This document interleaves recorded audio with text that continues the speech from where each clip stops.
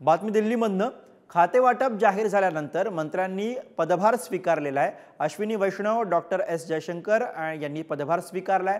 त्याचबरोबर भूपेंद्र यादव आणि कीर्तिवर्धन सिंग यांनीही आपल्या पदाची जबाबदारी घेतलेली आहे। उर्वरित केंद्रीय मंत्री हे आज आपला पदभार स्वीकारतील।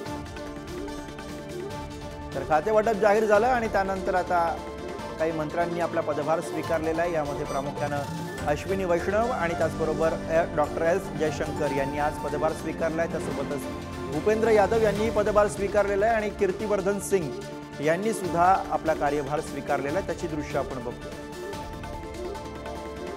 परराष्ट्र मंत्री म्हणून पुन्हा एकदा एस जयशंकर यांच्याकडे जबाबदारी सोपवण्यात आली आहे। तर रेल्वे मंत्री म्हणून पुन्हा एकदा अश्विनी वैष्णव यांच्याकडे जबाबदारी सोपवण्यात आलेली आहे। भूपेंद्र यादव हे कॅबिनेट पर्यावरण मंत्री आहेत, तर पर्यावरण राज्यमंत्री म्हणून कीर्तिवर्धन सिंग यांनी आपला कार्यभार आज स्वीकारलेला आहे। तर आज आणखी काही मंत्री आपला पदभार स्वीकारतील अशा स्वरूपाची माहिती आहे। आणि याच विषयी अधिक बोलूया। दिल्लीतून आपले प्रतिनिधी शिवाजी काळे सध्या आपल्या सोबत आहे। शिवाजी, काही मंत्र्यांनी आज पदभार स्वीकारलाय, काही मंत्री आज पदभार स्वीकारणार आहेत। कोणकोणते मंत्री आहेत जे आज आपला पदभार कार्यभार स्वीकारतील? मंत्रिमंडळामध्ये स्थान मिळाल्यानंतर खाते वाटप जाहीर झाल्यानंतर गुरु आता पदभार स्वीकारायला सुरुवात झालेली आहे।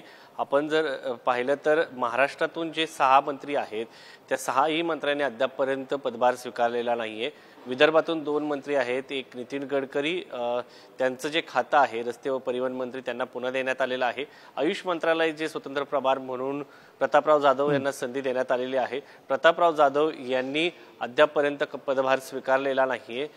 पुण्यातून मुरलीधर मोहोळ यांना देखील सगळ्यात महत्त्वाचं म्हणजे सहकार राज्यमंत्री मिळालेलं आहे, राज्यमंत्री पद मिळालेलं आहे। मात्र ते आज अमित शहा यांची साधारण 10:15 भेट घेणार आहेत आणि त्यानंतर ते पदभार स्वीकारू शकतात। अद्यापर्यंत अमित शहा यांनी देखील पदभार स्वीकारलेला नाहीये।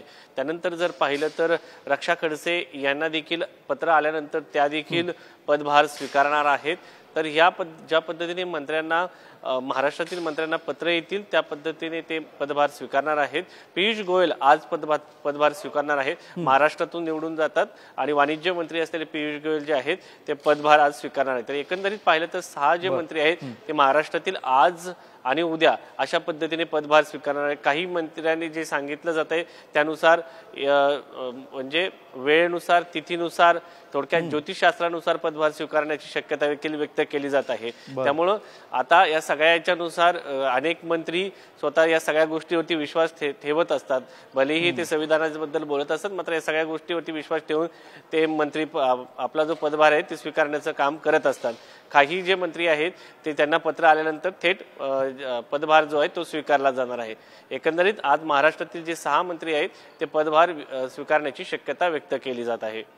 धन्यवाद शिवाजी, या सगळ्या सविस्तर माहितीसाठी। वेळोवेळी तुमच्याकडून अपडेट्स घेत राहू।